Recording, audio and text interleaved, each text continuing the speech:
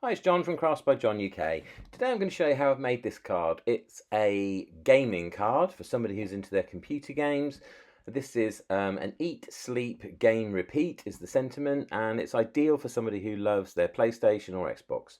I'll show you how I made this card, including the funky background, and how I coloured the actual main stamped image, and basically just show you how I brought the whole thing together really with the different layers. So if you're interested, stay watching.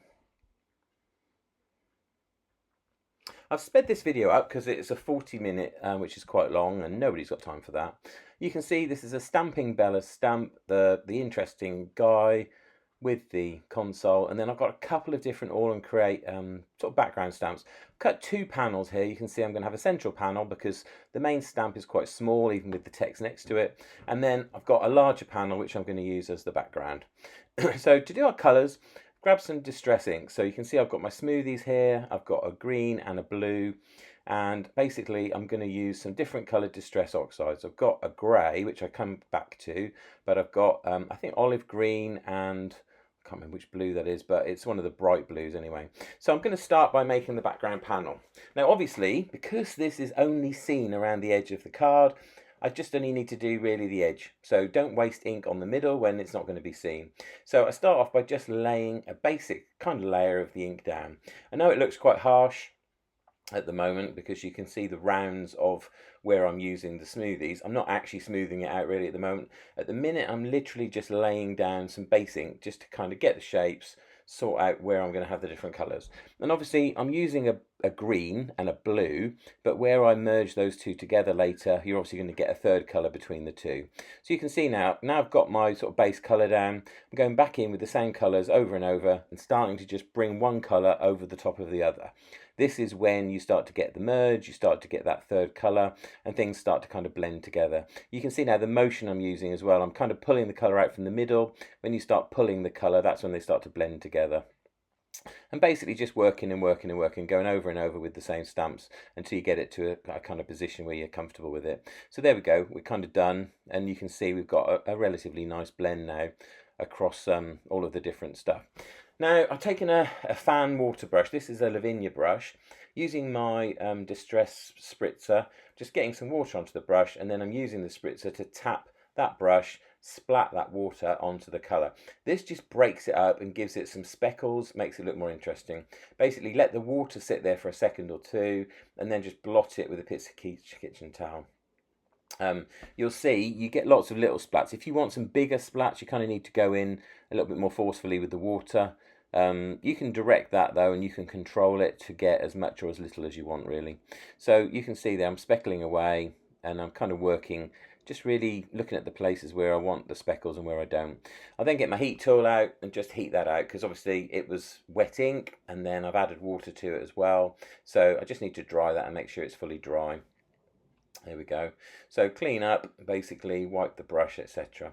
Now I'm just checking, right, the panel fits in the middle, we've got enough ink, we've got enough coverage. What else do I want to do to this edge? So what I'm thinking is now using those all and create sort of background stamps that I've got, they've got different kind of technology looking bits and pieces on them, circles and random shapes, etc. So I'm kind of thinking just to stamp some of those around the edge. And what I would do is I'd use those same colours. I know Distress Oxides aren't really meant to be used for stamping like this, but they're really good in this sort of scenario for just getting a bit of interest in similar colours. So because I want them to be exactly the same colours, I'm using them to stamp. They're not really supposed to be used for stamping, but there's nobody that says you can't do that. So anyway, so you can see there I'm just adding a few bits and pieces. Bear in mind it doesn't look perfect, but we're going to be covering up that central panel, so you're only going to see a tiny whisper of it around the edge.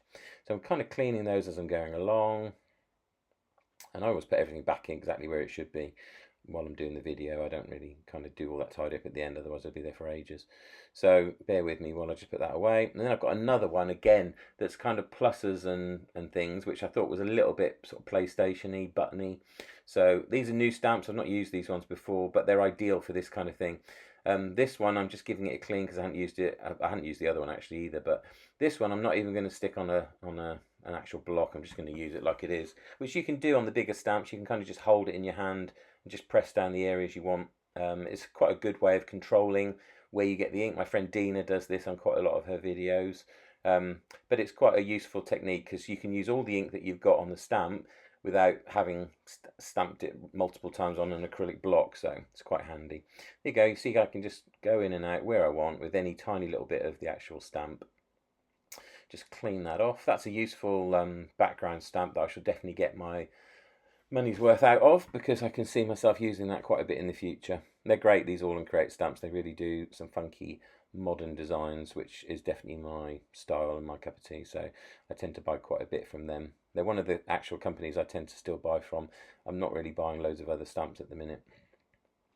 Okay, so that's our background pretty much done. The only thing I want to do to add to complete that is also stamp some of the sentiment text, the same text that's going to be on that front panel. So I'm just drying that off again just to make sure that's okay, just bending it, just having a look all over it basically, just again checking that it fits and what it's going to look like.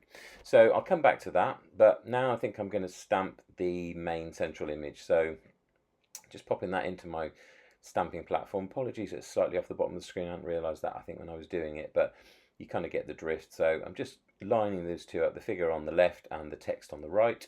This is quite a small stamp, it's not very big, so that's why I've kind of done a panel inside a border and spent obviously a little bit of time just doing the border. So I'm going to stamp this and I'll be stamping it in black VersaFine Onyx Black, the one I use all the time, which is the best stamping ink, I think. So I'm just going to stamp that and basically use my little tool just to make sure I get good coverage. There we go. So eat, sleep, game, repeat. Perfect. Now I'm going to be heat embossing that with some clear ultrafine by Wow. Those that watch my videos will know I always do this. It heat sets the ink, gives it a really nice high gloss shine, and also gives you an edge to really colour up to. I will show you the colouring as well. I'll zoom in on the colouring. I have sped this video up, as I said, but you can still kind of follow along really with the colouring. So I'm just heat embossing all of that image just to make sure that's absolutely set. We'll also put a little bit of colour on this panel as well. We don't really want it white against such a vibrant background. I'm going to clean my stamps off. But before I put the text away, I will stamp around the border on that background panel. It's just good if you repeat an element from the central panel on the background. It does just help tie all your card together. So take that, and I'm going to just put that onto an acrylic block just for simplicity. So I will put that on a block, and then I'm going to use that third colour that I picked out, which is kind of a grey. It's that, I think it's frayed burlap. But again, it's not, this ink isn't really designed for this, so I just tested it to make sure it works all right. And then I'm just going to stamp it, but stamp it mainly off the page. So you kind of see it, you see bits of it, you don't see the whole of it, but it just ties the background panel to the foreground. Again, this is a technique my friend Dina uses quite a lot. And it's just very effective really in making your background panel feel like part of the same whole project. Ties things together, keeps everything uniform, using the same colours, you know, it all just adds to the card really and the overall effect. So it's quite a successful way of doing stuff. Alright, a bit of a clean up. So our background panel is now completely finished. That looks quite nice. I've spent a bit more time on this than I would normally on a background panel, but because this foreground piece is quite small, it kind of feels worth it. So using my Arteza pens, these are probably my favourite pens. They're a watercolour pen. I've had them several years, as I've said on many of my videos. Some of them are drying up now, but I really like them, and I find I can colour really quickly with them. So for me, speed is the name of the game. I don't like messing around, taking hours to make a card. This whole card, I think, from start to finish, which was all filmed in one take, one video, I think was 45 minutes, the whole thing. So I don't spend hours like a lot of people do. So I'm zoomed in a bit now on the colouring so you can see what I'm doing. So I'm laying down the colour on my acrylic block, and then I'm picking it up with my water pen, just so that I can kind of control how dark the colour is, and I can also control how much of the colour I'm using. So I'm going in quite small with my water brush there, doing the kind of jeans on the bottom layer. And you can see I'm adding a few layers and trying to decide kind of how dark I wanted it. And that's the advantage of doing it onto an acrylic block. You can control the flow of the ink and the density of the ink. So starting off with the jeans, and then I'm going to move on to the jacket. So I'm deciding to give this guy brown leather jacket. So I'm starting off with the lapels, and you can see here now I'm actually painting directly onto the actual image, and basically I'll use the kind of pulling out technique there. So now I take my water brush and I just pull the ink from where I've laid the ink down to the rest of that area. This is good if you want a kind of a distressed look, if you want a kind of worn look, or if you want to add like almost a 3D effect. So I'm just pulling that colour out. You don't need loads of these pens, you don't need loads of these ink. This is why I'm kind of still using them, I think 4 years later. So yeah, just pulling that colour out really just to give it a bit of texture and a bit of a 3D effect. There we go, there's our jacket done. And then same brown on the hair. This is for my godson Josh. His hair is not like that, but hey, I can't control that. Anyway, so I've laid down a little bit of brown, and then I'm just kind of going in, tidying that up a little bit. I will add some more brown in just to get a bit more texture. It's hair, it's not all one colour, it's not all one flat colour. So just kind of tidying that up, just getting a layer, and then because I'm still using the brown, I'm going to go back in on the old leather jacket, make the collar a little bit darker. There we go. Next, grey. So I'm doing the PlayStation or whatever controller it is in a light grey, and the actual console at his feet as well, just giving that an overall light grey colour. Then I'm going to go in, I think, with a darker grey and just do the shadow around the side of the console and also the unit in his hand. If you use a couple of different shades of the same colour, it's immediate depth, immediate contrast, which is good. It just brings things to life a little bit more than just a flat colour. There we go, and then obviously a bit of red on some buttons. These are minor details, but they do help bring things to life. A little bit of blue, and then same in these Stamping Bella characters are great.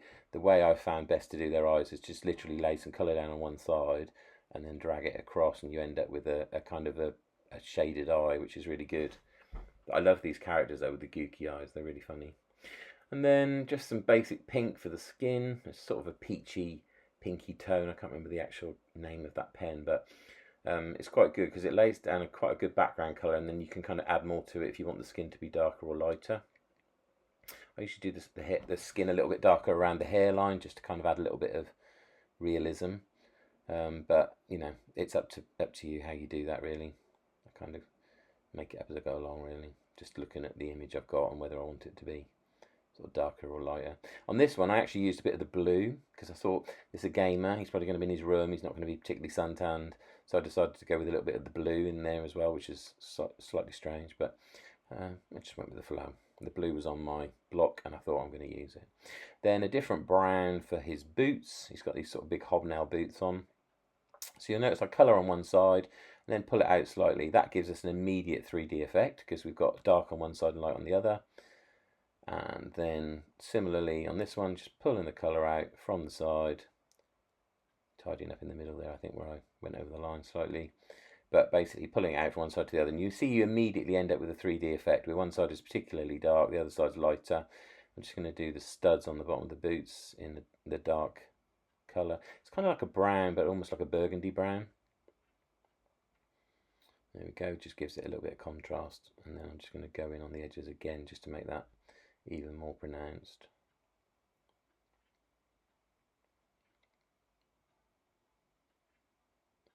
There we go, and using the sort of dotting technique where you just dab at it and it leaves quite a lot of the ink in place, but it does pull it out a little bit. And then I'm just using that same brown because I've got a bit of brown. I'm just adding a little bit more contrast on the jacket, taking the colour off the bottom, not using additional colour. Now I've got to decide what colour to do that t-shirt. I think I do end up doing it a blue. There you go, there's the blue. Yeah, just pulling that out underneath, and then a little bit more in the eyes. And then I need to do the eyelids as well, because they've got these such gooky eyes, you kind of need to make a bit of a feature of the eyelids as well. Gone in there with the brown again on the hair, just to add a little bit of variation on the hair colour. Pull some of that out, but I won't pull all of it out, just so it's left a little bit rough, sort of for realism. There we go.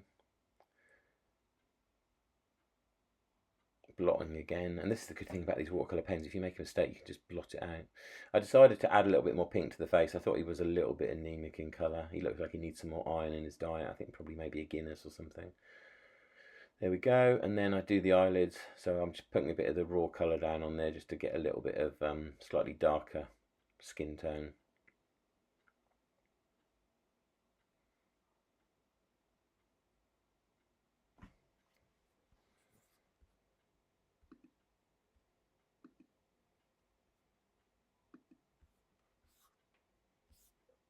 There we go. So that's the image coloured. And this is the time when you can make any kind of last minute adjustments if you want to. So I'm just tidying up odd bits and pieces really.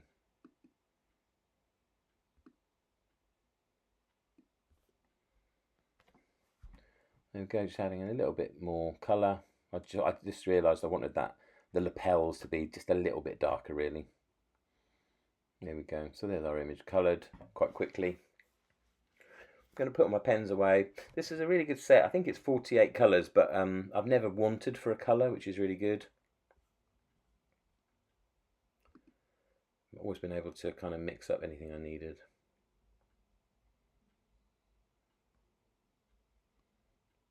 There we go. So that's what it's going to look like when I put that panel down. So I decided to use just the residue ink on my smoothies just to kind of blob a little bit of colour onto the actual main panel. So you can see I start off really gently because I don't want to screw this up at this point. I've coloured it all. So I lay a little bit of a thin layer of the blue down, I add a little bit of the green, then go back with the blue, and you can kind of build up the colour. The worst thing to do is go in heavy-handed. If you go too heavy to start with, you can't undo that. You can always add more. It's impossible to take away. So then you can see I'm just edging around basically with a bit of the green, a bit of the blue. I use a bit of both colours on all the edges, and that ties the whole thing in together. Here we go. So I'm going to put a black layer under the central panel with my double-sided.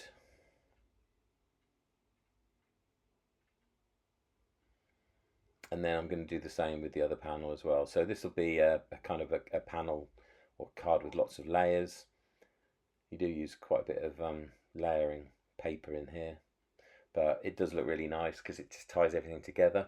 So I'm just going to stick that layer down, and then I'll do the same on the other, and then stick the whole thing onto a 7x5 card blank. There we go. So I'm just deciding where to put that, just doing it by eye. I want quite a thin border on this one because I want to be able to see that background. We spent all that time creating it and making it really nice, so there's no point doing that if you can't then see it.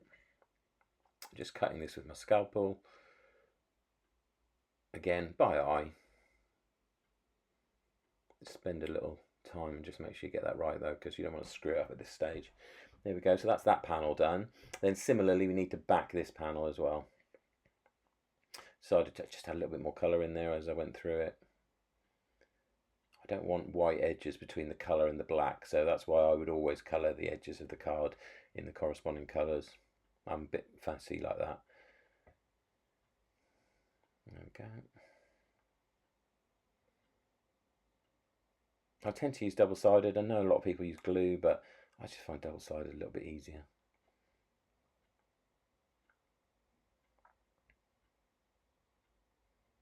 There we go, stickety stick.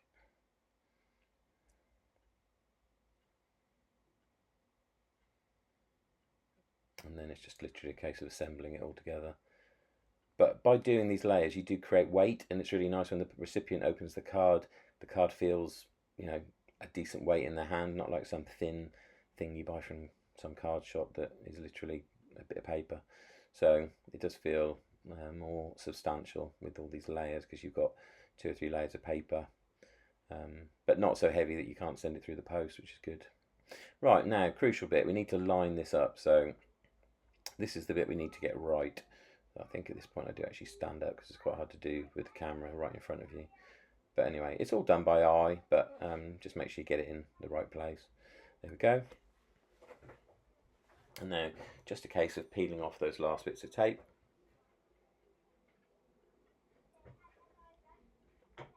And then sticking the whole thing down. So we've got another black layer we need to do. We'll give this a slightly thicker layer. Obviously we're mirroring the layer we've already done, but we want this to be a little bit thicker. And then cut that down. I noticed there was just a little bit of a rough jagged edge there, so I did sort that out quickly. But then again, it's the same rules here with the scalpel. Just line it up roughly, try and get a kind of an equidistant border around. Cut that. All these bits go in my bits box, so I don't throw anything away. And then similarly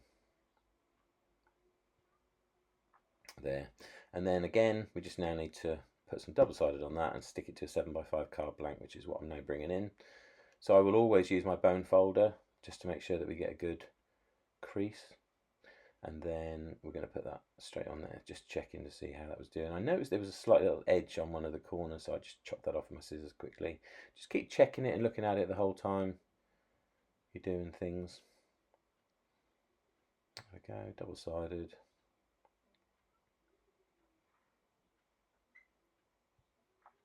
This time I will do the bunny ears, so I'm just peeling back a little bit of the tape on each side so that I can lay it down and I get the chance to position it and get it in exactly the right place before I actually stick it down. There we go. At this point I did notice that I've got a slightly wider border at the top than the bottom, so I did actually chop it off in the guillotine. I don't like it when they're not even, so I did just take that over. You can see there, look where my thumb is, it's got a slightly wider border there and it's quite noticeable.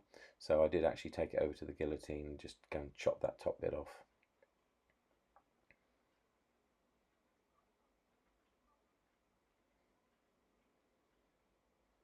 I think that's me looking at the top and thinking, no, I'm not really happy with that. So at this point, there's nothing to see because I go over to the other side of the room, I use my guillotine, I chop that top border off, and then I'm much happier with it now.